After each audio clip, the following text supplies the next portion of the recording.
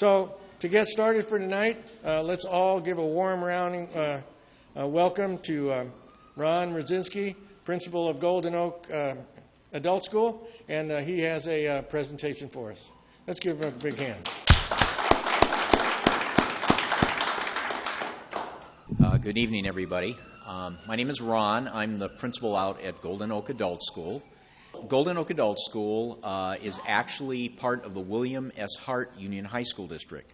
And you can see from the figures here, and I want to publicly thank Judy for putting this together. She did a great job on this. The school's been around since 1948, so it's actually as old as In-N-Out Burger. And it's the second oldest school in the Hart District. Hart High was established first. Golden Oak was established second. I think Placerita Junior High might have been the third thing. If you go back in the history a little bit, it talks a little bit about how the elementary districts like the Newhall District and different ones were on the first school board, to develop the secondary school system. So Golden Oak educates students from grades 7 through 12. It's a secondary school district. And as you know, there are five, or you probably know, there are 5 school districts, public school districts serving this area. Golden Oak is one of them. And then you have Newhall, Sulphur Springs, Saugus Elementary, and Castaic. Those are the other ones in this general area.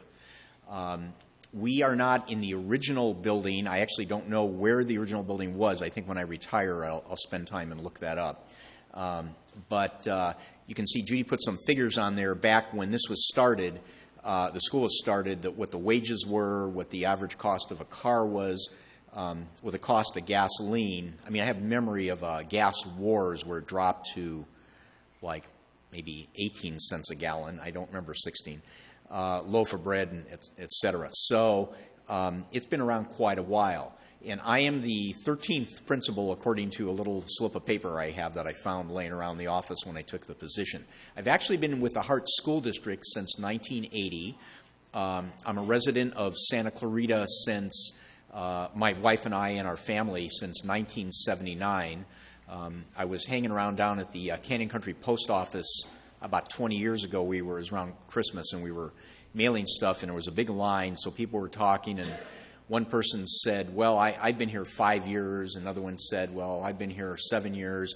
And I smugly said, well, I moved in 1979. And the guy in front of me turned around and said, oh, a newcomer. So I'll never forget that. Anyway, our job is to provide a nurturing environment that helps students. Oh, by the way, so our students are all 18 or above. Occasionally we'll offer some kind of an interest class, and we might, like we had a beginning guitar for junior high age, and we'll do a specialty class, but that's unusual. We offer 18 and up. So our oldest student that I have knowledge of, and I haven't dug through everything, but we have some copies of news articles on our wall when you walk in. And by the way, we're located on the in Newhall on the, oh no, I'm sorry, it's actually Valencia, but it's on the campus of Placerita Junior High, which by the way is located in Newhall, so I don't know how that works. But anyway, the division of the lines. And we have a picture on the wall of a lady that was a student there from probably a 1970 signal, says that she was 103 years old. She was an African-American woman, and she was the granddaughter of slaves. So it was kind of, when I saw that, I said, well, we got to put that one up because that's pretty interesting. And she said, I came here because you're never too old to learn, and I want to improve my reading, and she came there. So that was pretty neat. And you can see our mission, and we provide valuable opportunities, and we're committed to service to our students. And again, our students range in age from 18 up to older than I am, so there's a whole range there. We're accredited by the Western Association of Schools and Colleges, so most education agencies, I would say all public agencies and most other ones, are accredited by some kind of a official organization. So we're accredited by this, which is abbreviated as WASC, they call it. We serve right now about 1,500 or so students annually.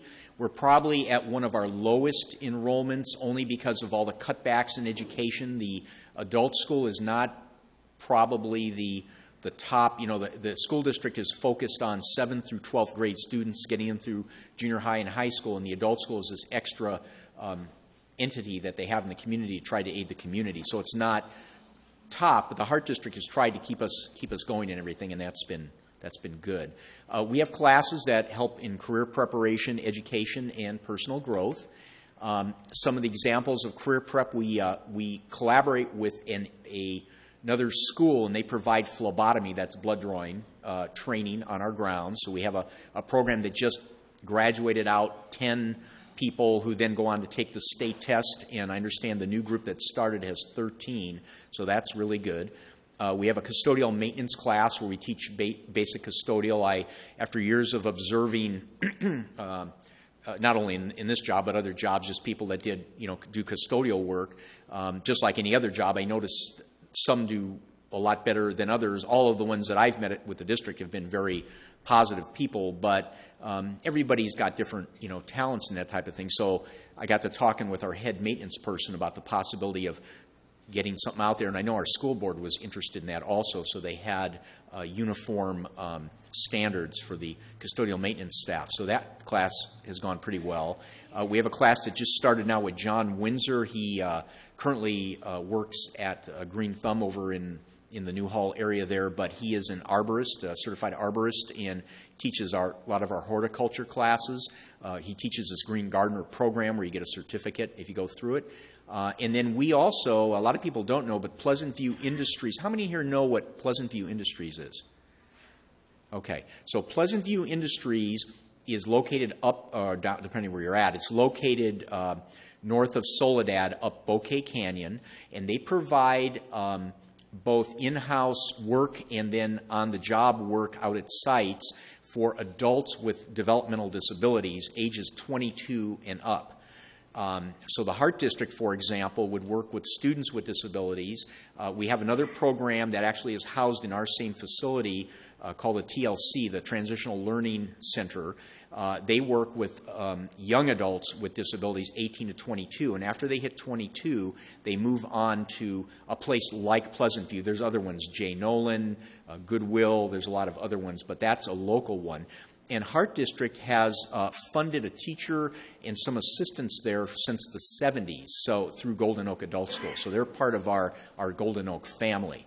And they train in employment preparedness, that type of thing, readiness.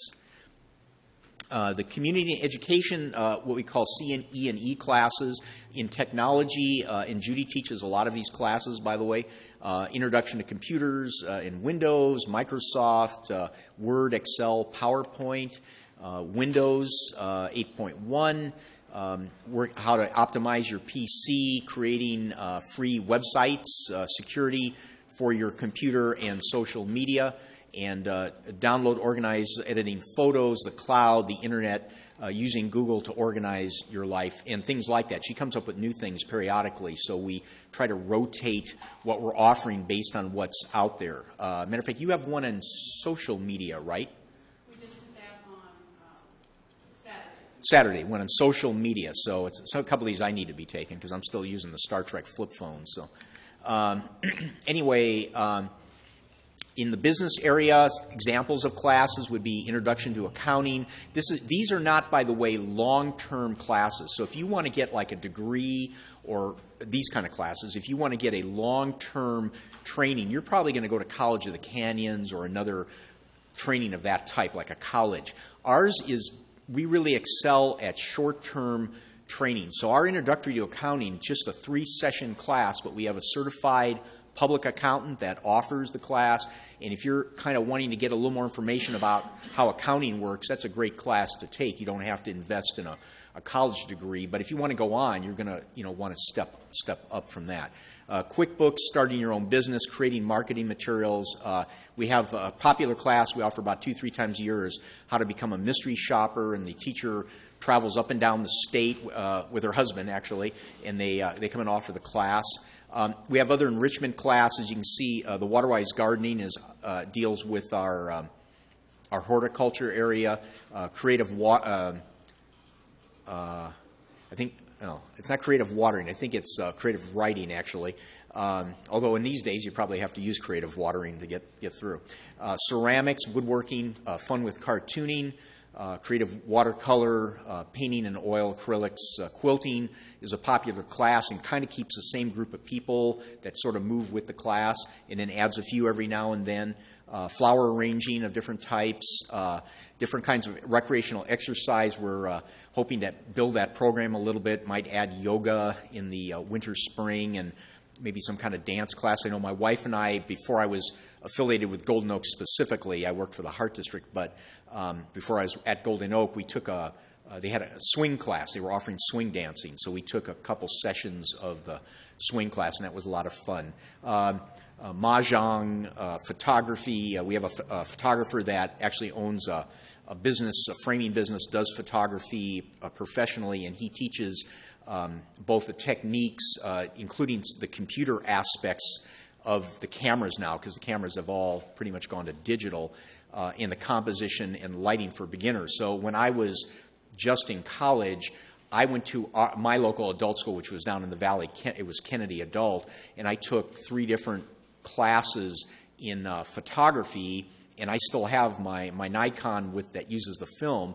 Well, a couple of years ago, my wife for Christmas got me a Nikon digital. Looks almost identical, but I didn't hardly touch the thing for a while because I was a little afraid of it, because I was afraid I was going to break something or set something off and erase everything.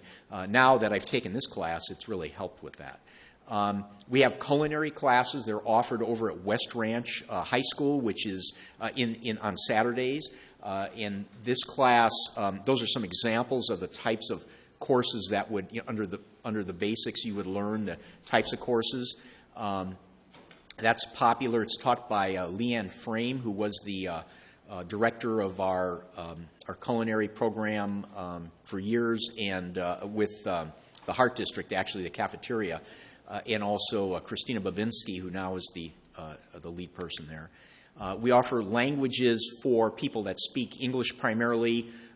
One is basic Spanish for educators. A lot of us that are in education, we deal with people with different language speaking primarily, though Spanish is the primary one. And so we have a teacher that speaks Spanish that is a regular teacher, but also teaches this for us. These are all what we call community ed or fee-based. In other words, you pay for this. So this isn't paid for through the school. The class has to have enough people enrolled to make it go. And then in our academic portion, because we not only do interest classes or things that just kind of give you the edge on something that you're interested in, but we teach also things that work on your education, as in getting a high school diploma or an equivalency test like the GED. So the General Educational Development Test, GED, has been around since the 40s. We didn't list the other, but there's 2 others now the state accepts. Those exams, we no longer give the test, but we have the prep for that. The tests are given at numerous locations, including College of the Canyons, and you can go online and enroll to take the test for that. And there's no charge for our preparation class, but there is a charge when you take the a test. I think it's like about $40 a test or something like that. There's 4 tests you have to take. And that's not an easy thing, by the way. It takes some training, but people can do it. And we've had, again, there was a gentleman that graduated a couple of years ago. I don't know how old he was, but I was guessing he was about my age.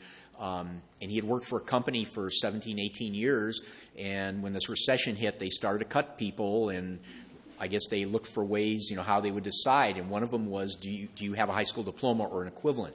He did not have that. So he lost a job. He came. He earned his GED. And he said, now I'm going to give it a try, see if they'll, if they'll hire me. But at least he had the piece of paper. So that was important. The pre-high school for diploma is if you have, like I had years ago, a neighbor. We had a little tutoring business out of the house that my wife ran, and I had a neighbor that I found out. He came to me and asked if he could talk to her, and he ended up being tutored because he was from another area. He never learned to read. I'm sure there's others in Santa Clarita. You don't see that very often, because usually when a person gets older, they learn to compensate for that somehow. So they might figure out a way to kind of deal with it, but she was able, over the course of about a year, able to get him able to read the newspaper, read to his child, that kind of thing. We do the same thing at Golden Oak. A lot of people, though, aren't necessarily non-readers. They might be fine in reading, but maybe they're low in math or something. So they need bolstering to get up so they can get either the diploma or get the equivalency test. We have an English as Second Language program. It's one of our larger programs. We offer English proficiency is offered 2 times a week for a total of 5 hours a week for 12 weeks in the fall, and then again in the winter, spring, same thing. And we have what are called bridge classes, which actually are fee classes. The students pay separately for that, but we have different options to try to help with their English acquisition.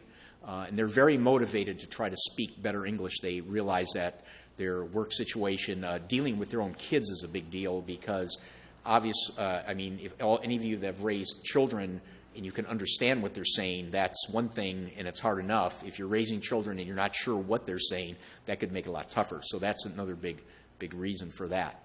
The future, our current governor and the legislature, a couple years ago in the middle of this whole recession thing, started talking about having the community colleges take over adult education because, of course, they deal with adults also. There was a lot of uproar among the adult school communities, and let's say in the state. The state now has remaining 300 adult schools. We're one of them, up and down the state. I don't know how many they had before. I'm guessing like maybe 1,000 or 1,200. So the other ones were dismantled because the districts could take the money to offset the reduction in the state compensation that they were getting. The Hart District hung with Golden Oak. We were cut back a little bit, but we're still here.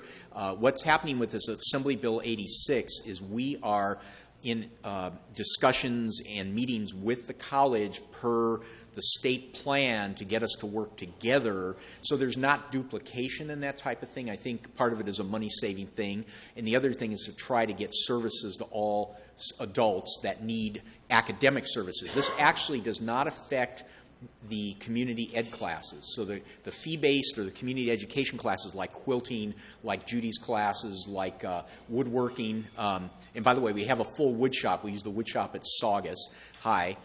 Those are not affected by this. They can continue. This is for money that comes from the state. So we're working hard to try to meet the goals that the state has set, and and so we're looking at next school year. We're on a fiscal year that goes from June 1 to July 1 to June 30th, and so starting in the 15-16 school year, meaning July 1, the funding model will change. The way we get our money for the academic portions. That would be, there are 5 areas that'll get affected. ABE, ASC, adult basic and adult secondary education, in which toward a diploma or equivalency. The ESL or immigrant, that's going to be affected by this, so that's a thing. The adults with disabilities, I mentioned Pleasant View, that would be affected. The other 2 areas are both career-related. One is short-term career, and the other is apprenticeship.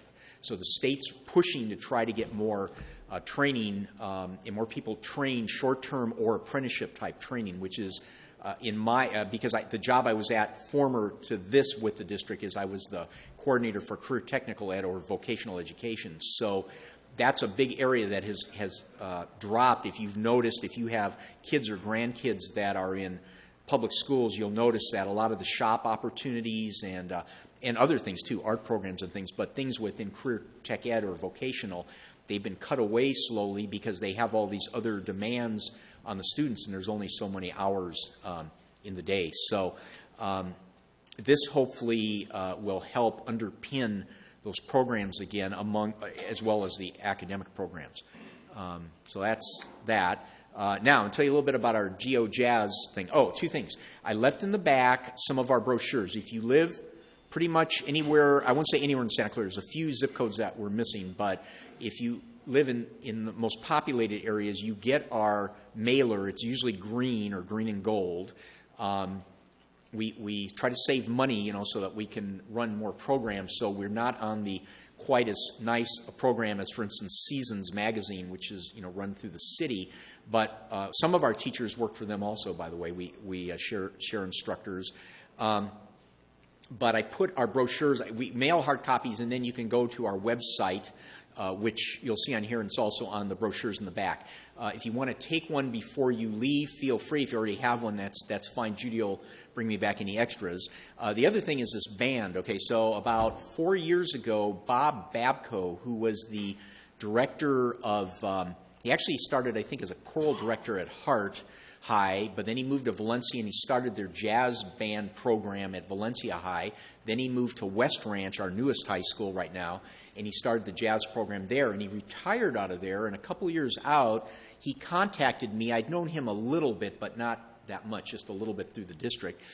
And he says, I got this idea. He said, I'd like to talk to you about the idea of putting together like a professional level band through Golden Oak. Like Golden Oak would be the sponsor. And I like music, and I thought it was a great idea, even though I didn't know what he was going to propose. So we sat down at a Starbucks for an hour or two, and we talked through, and his concept actually became fruitful, and we started, he pulled together a group of 20 musicians. Now we rotate, I think there's maybe 5 or 6 of the originals now, because we rotate, but we've even had people, when they dissolved the Jay Leno show, one of the musicians came with us for a year and would play with the band, so it's band directors in the Valley, professional musicians, and other people are just really good with their instrument. And we have a show coming up, actually, this Sunday at 3 o'clock at the West Ranch Performing Arts Center, or Performing Arts Theater.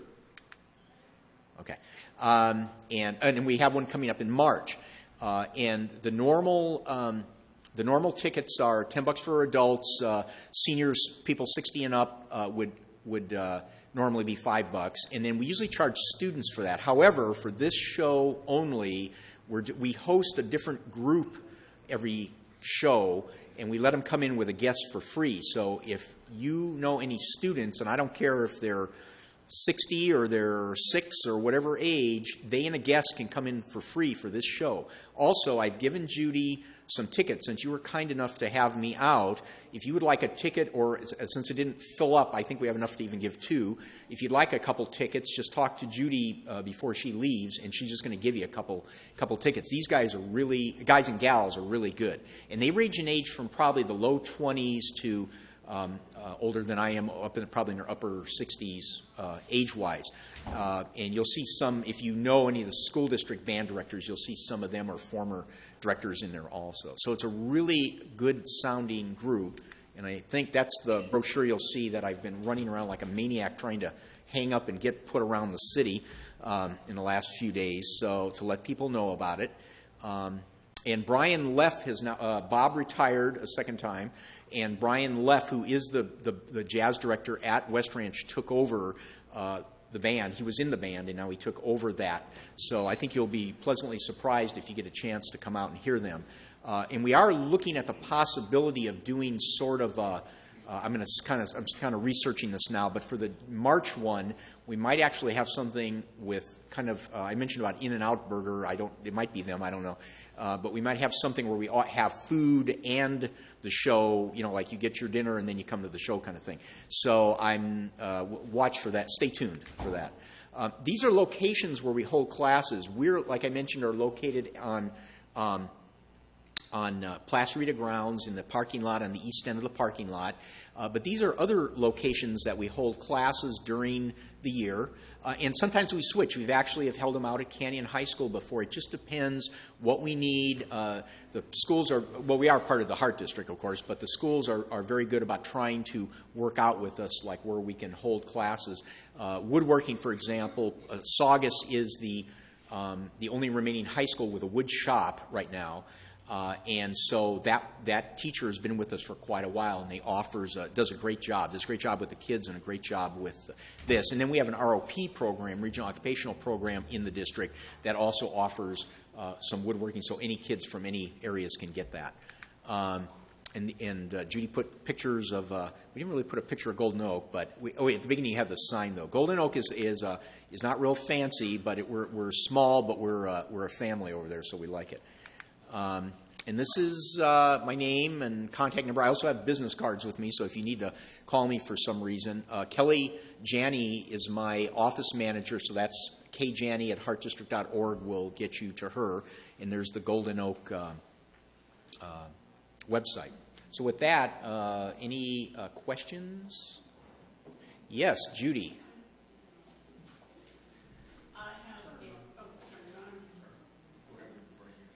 I think you're on. Hello? Oh, now you're on. You said that you have to be 18 and above. I have a 14-year-old that's in the culinary program at West Ranch. If he wanted to take one of those classes, could he? Okay, so here's how that works. You or the parent would need to enroll. You'd have to enroll if we usually start at about 16. It's usually not 14. Sometimes we'll do 16, but since it's an adult school, it's a situation where the adults have to be comfortable with the fact that the student came in. So if they weren't for some reason, of course, if the student was acting up, which the times we've done this, we've never had that problem. As a matter of fact, when my youngest daughter, who is a culinary nutrition major in college now, was like 17, so she wasn't quite 18, but we signed her up, and it went great. She did fine. So usually 16 is kind of cut off unless we do a specialty deal. But I know a lot of the kids, the Food Channel is kind of one of our biggest in that area.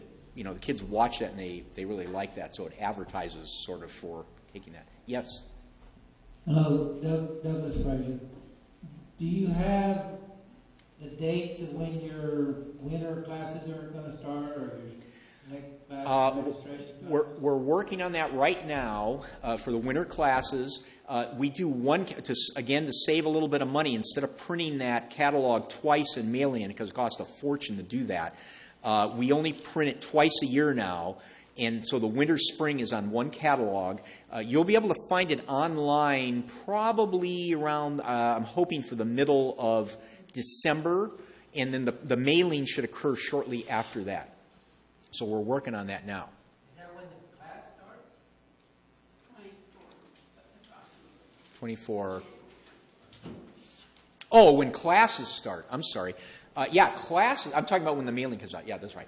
Okay, so classes, actually, some of our classes begin as early as the 12th, but around, like Judy said, around the 24th is when classes, a lot of the community education classes will begin.